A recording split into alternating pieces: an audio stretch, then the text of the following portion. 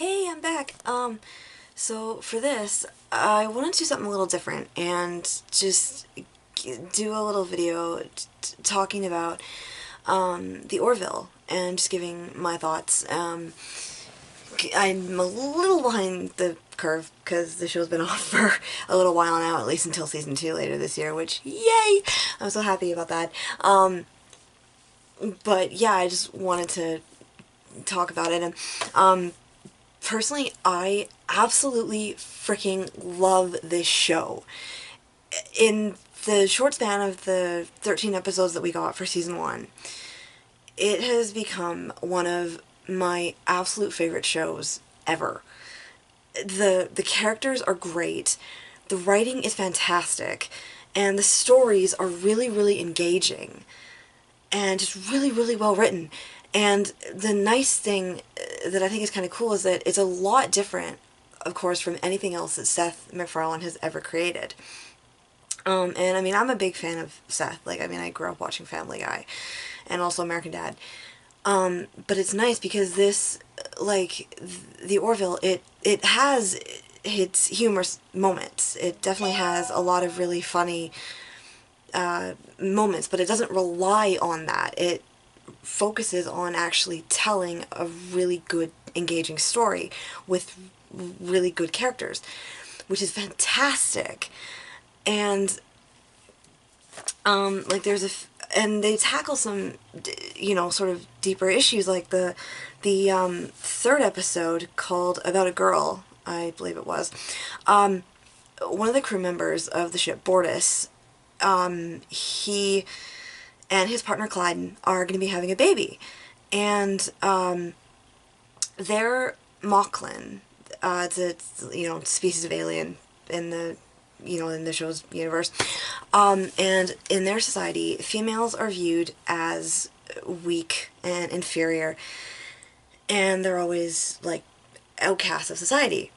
Well, the baby is born a girl, and so him and Clyden are, of course, initially like, we must do this surgery, which is essentially gender reassignment surgery on this baby to make it a boy. And they're like, we have to do this, and Ed, the captain, and a lot of other people on the ship, like, Ed initially refuses to actually even let him leave because they end up calling their homeworld to have a ship brought to them so they can go back. Well, Ed initially refuses to let him leave. And because Bortus even tries to get the doctor on the Orville, Claire, to do the surgery, and she vehemently refuses. She's like, I am not doing this surgery on a baby that is perfectly healthy. There's no reason for this. I'm not doing it. So they end up going back to Bortus's homeworld, but before they do, Bortus ends up having a bit of an epiphany thanks to two of the other crew members, John and Gordon. They, want to see if they can maybe change his mind, and they end up watching the old Rudolph special from the 60s. And all of a sudden, at the end of it, Bortus, sorry, has this epiphany that, hey, it's okay to be different, and that, that makes, that made Rudolph special. What the others laughed at him for still made him special, and, that's okay to be different and whatever. So he goes and talks to Clyden, and he's like, I don't think we should do this surgery. I think we should leave the baby as she is and just give her the chance to grow up. Because, like, he says, what if she could accomplish something great and whatever. Well, of course, Clyden is dead set against it. He's like, no, we're doing this surgery. We have to do this. We have to give the baby a good chance, and if she's born, stays as a female, she won't have that. She'll be outcast from society, yada yada yada.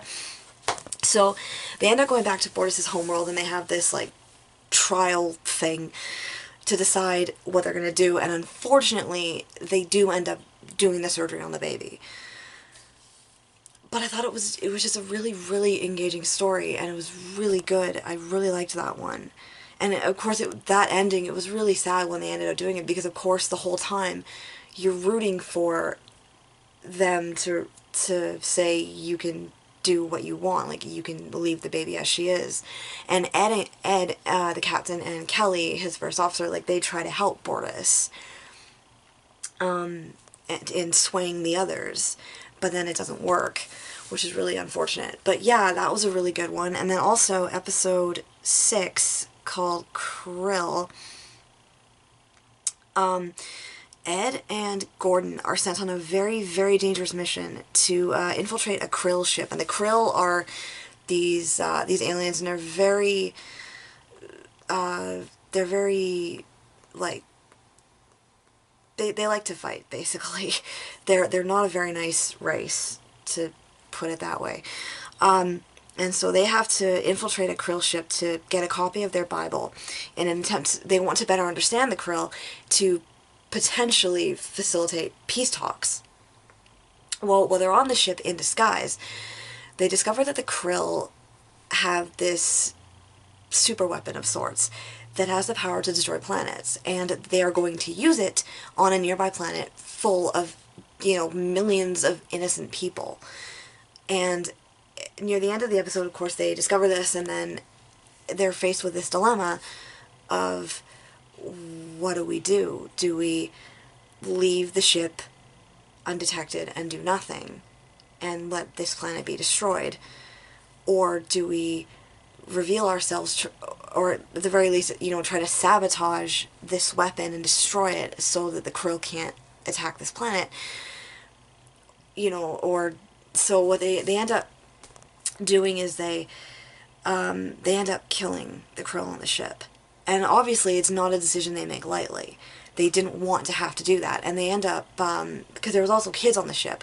So Ed, in his disguise, tells one of the other Krill, female, who's a teacher, he tells her to keep the kids in the classroom, and they turn the lights off, because Krill apparently are very averse to, very bright sunlight.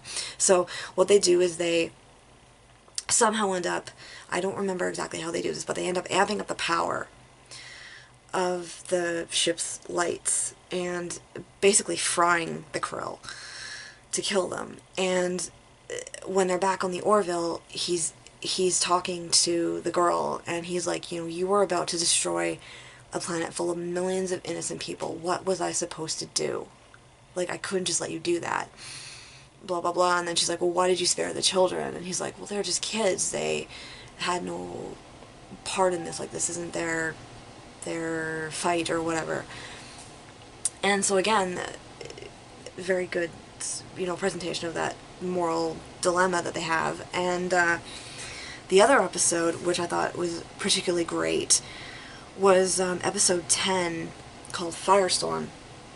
Alara, the youngest member of the crew, and she's the security officer, she starts to question her ability to do her job after there's a fire that breaks out on the ship. Again, I don't remember specifically what happens, but they sustain some damage to the ship, and one of the crew members in engineering ends up getting trapped under some debris. So Alara is a Selayan, and they're known for being incredibly strong. So she's like, okay, I'm coming down, I can get the guy out, I can help him, yada yada yada. So she goes down there, and just as she's about to help him, this fire breaks out, and she freezes. She's too scared to move, and then by the time it gets out, she gets to the guy and he's already dead. So she feels incredibly guilty. She's like, he died because of me, because I was too scared and I couldn't do my job, and I'm not fit to be on the ship, and just questioning herself, and Ed and all the others too are reassuring her that, it's okay, things happen, it wasn't your fault. And even Claire, the doctor, told her, he had massive internal injuries, it's very unlikely he would have survived anyway. So it's this kind of thing. And so she talks to her parents and then finds out why she was afraid of the fire. It's this subconscious thing that had happened to her when she was a baby. Her and her mom got caught in a house fire. And then all of a sudden, all these weird things start happening on the ship. and everyone starts disappearing until she's the only one left, and she's going, what the hell is going on here? Like, ugh. Well then, spoiler alert, it turns out near the end of the episode it's revealed that she's in a simulation, and she put herself through that to try and push her limits to make sure she would be able to push past any sort of other fears that she might have. And she actually carries a good half of the episode just by herself. And so I thought that was really impressive, and again, really, really good story, really well done.